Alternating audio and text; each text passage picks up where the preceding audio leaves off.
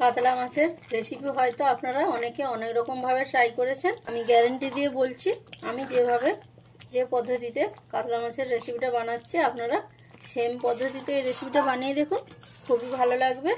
নমস্কার বন্ধুরা, আপনারা দেখছেন মনের মতন রান্না। আমি আজকে আবারও একটা রেসিপি নিয়ে চলে এসেছি আপনাদের কাছে। আজকে আমাদের রেসিপি দই কাতলা। আমি এই রেসিপিটি খুব সহজ পদ্ধতিতে করে দেখানোর চেষ্টা করেছি।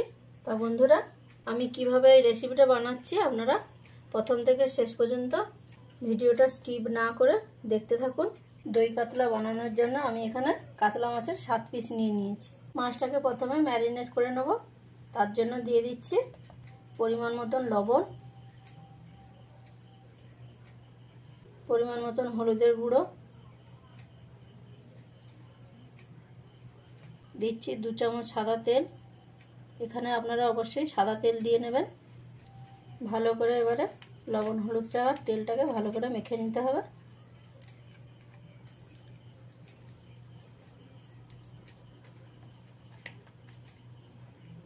লবণ হলুদটা ভালো করে মেখে নিয়েছি। এবারে মাছগুলোকে 10 থেকে 15 মিনিটের মতন আমি রেখে দেবো, যাতে মাছটার মধ্যে ভালোভাবে লবণ আর হলুদটা ঢুকে যায়। এবারে একটা পেস্ট বানিয়ে নেব। তার জন্য একটা বাটি নিয়ে নিয়েছি, তাতে দিয়ে দেব 25 থেকে 30 পিস ভাঙা কাজু, 1 চামচ মৌরি, 4 চামচ পোস্ত, পরিমাণ মতন জল দিয়ে দেব। জল দিয়ে 5 মিনিট আমি ভিজিয়ে রাখবো, তারপরে ভালো করে একটা পেস্ট করে দেবো। এবারে মাছগুলো ভেজে নেব। তার জন্য একটা কড়াই নিয়ে গরম করে নিয়েছি, তাতে দিয়ে দেব সাদা তেল। তেলটা এখানে খুব বেশি গরম করা যাবে না, মিডিয়াম গরম হলেই হবে। তেলটা আমার মিডিয়ামভাবে গরম হয়ে গেছে। এবারে একে একে মাছগুলো দিয়ে ভেজে নেব।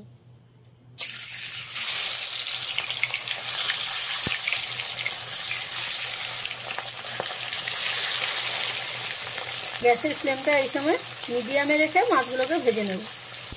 মাছগুলো আমি এখানে কড়া করে ভাজবো না, মোটামুটি হালকা একটা কালার চলে এলেই হবে। এইভাবে অপর পিঠটাও এরকম হালকা লালচে করে ভেজে নেব।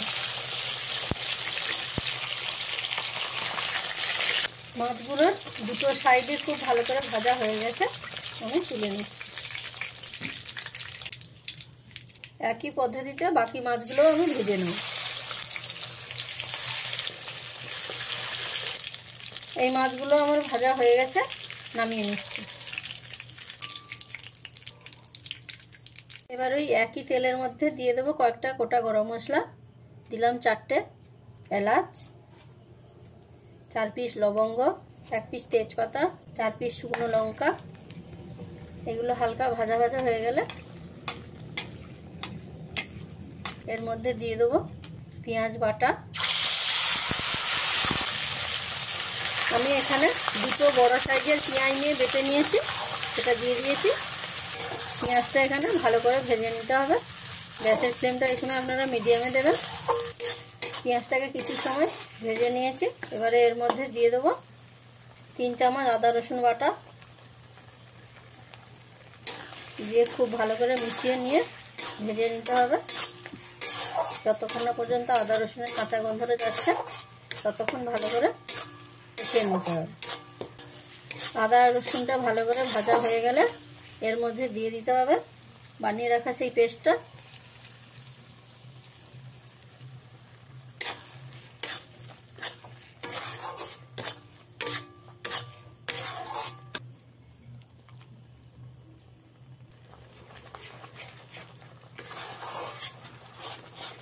আপনারা হয়তো দই কাতলা বানানোর জন্য অনেকে অনেক রকম পেস্ট ব্যবহার করেছেন, কিন্তু একবার এই পেস্টটা দিয়ে দেখুন, পুরো স্বাদটা একদম চেঞ্জ হয়ে যাবে।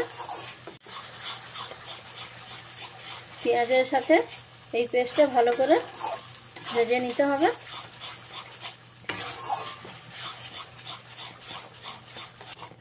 আর পেস্টটা ভালো করে ভাজা হয়ে গেলে এর মধ্যে দিয়ে দেবো 1 চামচ জিরে গুঁড়ো, 1 চামচ ধনে গুঁড়ো।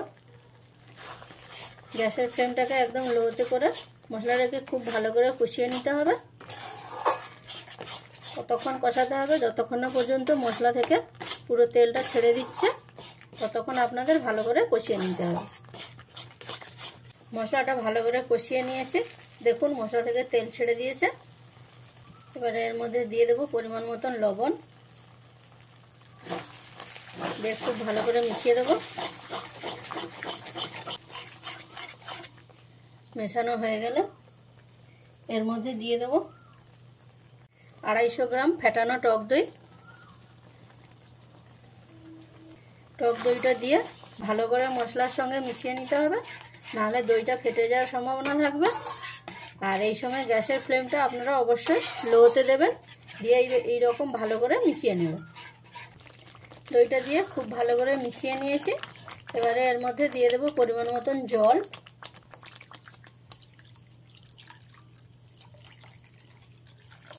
জলটা দিয়ে খুব ভালো করে মিশিয়ে দেবো, দিয়ে গ্রেভিটাকে কিছু সময় ফুটতে দেবো।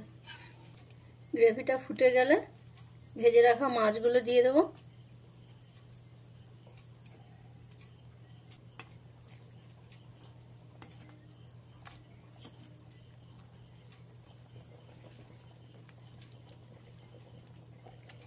আর মাছগুলো দেয়া হয়ে গেলে ঢাকা দিয়ে কিছু সময় রান্না করে নেব, 5 থেকে 7 মিনিট ফুটিয়ে নেব।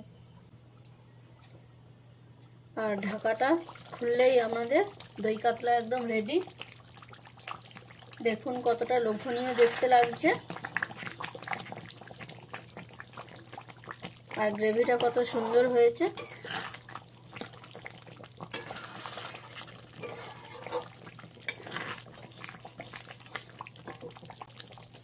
সব শেষে উপর দিয়ে ছড়িয়ে দেবো কটা চেরা কাঁচা লঙ্কা, সামান্য ধনেপাতা কুচি।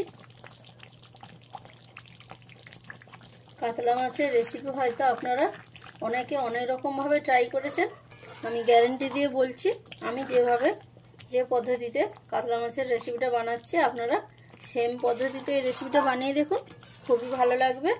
আর এই রকম সুন্দর গ্রেভি পাওয়ার জন্য বন্ধুরা পুরো ভিডিওটা আপনাদের দেখতে হবে। তারপর গরম গরম পরিবেশন করুন ভাতের সাথে দই কাতলা। আশা করি এই রেসিপিটা আপনাদের নিশ্চয়ই ভালো লাগবে।